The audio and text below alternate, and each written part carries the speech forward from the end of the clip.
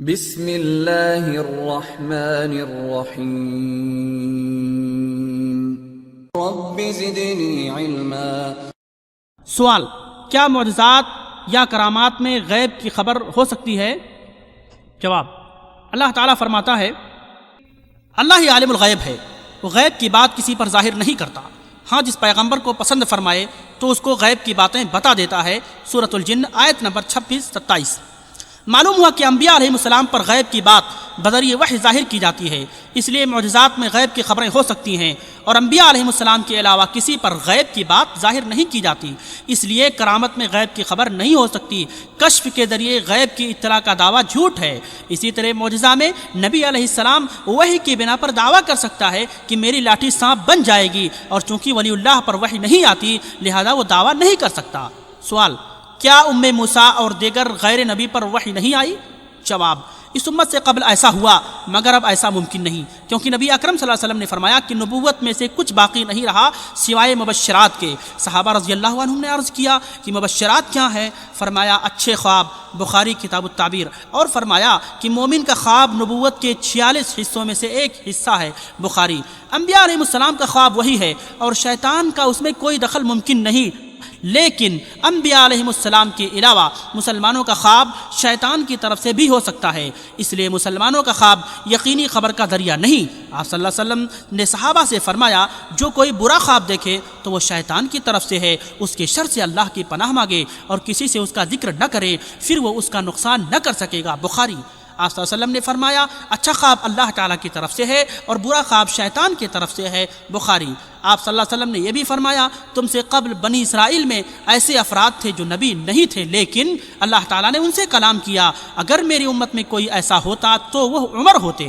صحیح بخاری کتاب فضائل اصحاب النبی۔ وفات النبی صلی اللہ علیہ وسلم۔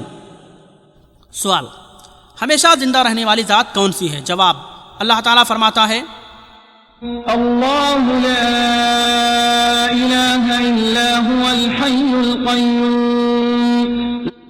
اللہ کے سوا کوئی الہ نہیں، وہ زندہ اور ہمیشہ قائم رہنے والا ہے۔ سورۃ البقرہ آیت نمبر 255۔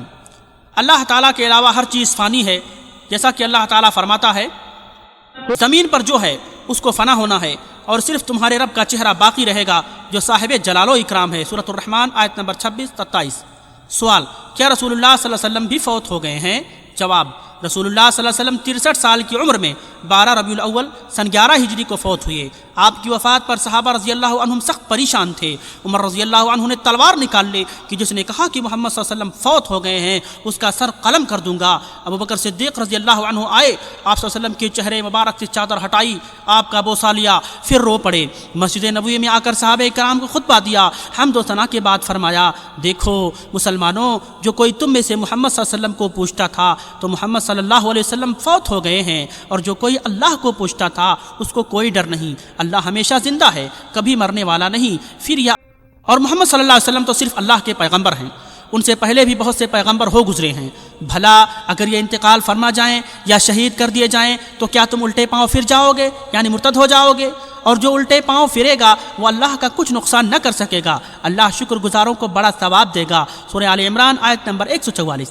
ابن عباس رضی اللہ عنہ فرماتے ہیں کہ اللہ کی قسم ایسا معلوم ہوا کہ گویا لوگ جانتے ہی نہ تھے کہ اللہ نے یہ آیت اتاری ہے، یہاں تک کہ ابو بکر صدیق رضی اللہ عنہ نے اس کی تلاوت کی، اس وقت لوگوں نے سیکھ لی، پھر تو جس سے سنو وہ یہی آیت پڑھ رہا تھا۔ صحیح بخاری۔ سوال: کیا شہید زندہ ہوتے ہیں؟ جواب: شہید وہی ہوتا ہے جو جہاد میں کفار کے ہاتھوں قتل ہو جائے۔ جہاد میں زندہ بچنے والوں کو غازی کہا جاتا ہے۔